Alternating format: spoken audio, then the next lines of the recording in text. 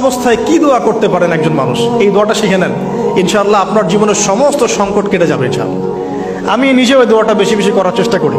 দোয়াটা হচ্ছে, মুসা আলাইহিস সালাম একটা গাছের নিচে হেলান দিয়ে বসলেন, বসে দেখলেন দুইজন মেয়ে দাঁড়িয়ে আছে দূরে, পানি নিতে পারছে না, লোকজন পানি নিয়ে যাচ্ছে, ওরা দাঁড়িয়ে আছে বেচারি। মুসা আলাইহিস সালাম গিয়ে বললেন, কি সমস্যা আপনাদের? এটা নিয়ে আপনারা আবার মেয়েদের সাথে কথা বলার চেষ্টা করেন, ঠিক আছে? তো মাহারাম গায়রা মাহারাম মেনে চলে। তারা বললেন যে আমাদের বাবা অনেক বৃদ্ধ মানুষ, আমরা পানি নিতে পারি না যতক্ষণ না আমাদের কম পানি নিয়ে চলে যায়।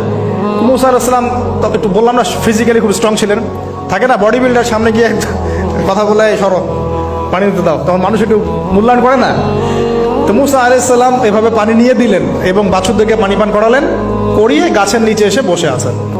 বসে বসে তিনি দোয়া করছেন, এই যে দোয়াটা তিনি দোয়া করছেন, রব্বি, একটা নেক কাজ করলেন, নেক কাজ করলেন না, মানুষের উপকার করলেন, নেক কাজ করে এসে গাছের নিচে বসে দোয়া করছেন, আল্লাহ এখানে তো আমার খাবার পানি বাসস্থান কিছুই নাই, আমি কি করব?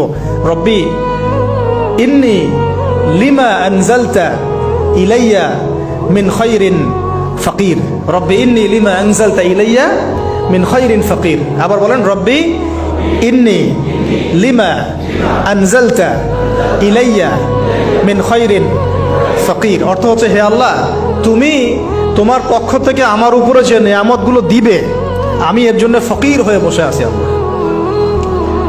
অর্থ বুঝে পড়বেন ভাই, নামাজ রোজা হজ জাকাত যাই করেন আল্লাহর ওয়াস্তে অর্থ বুঝে পড়বেন।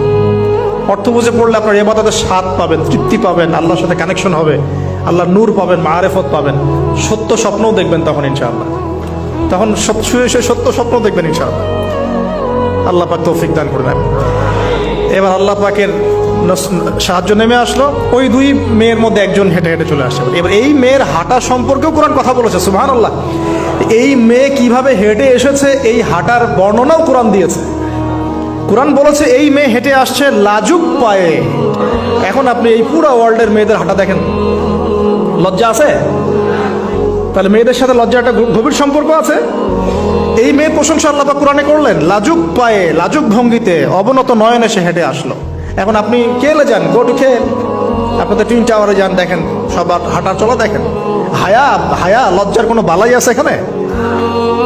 আমি গত লেকচারে বলেছিলাম যে আদম আলাইহিস সালাম এবং হাওয়া আলাইহিস সালাম, ইবলিস তাদের সাথে প্রথম যে আচরণ করেছে ওই ফল খাওয়ানোর পরে, সেটা কি?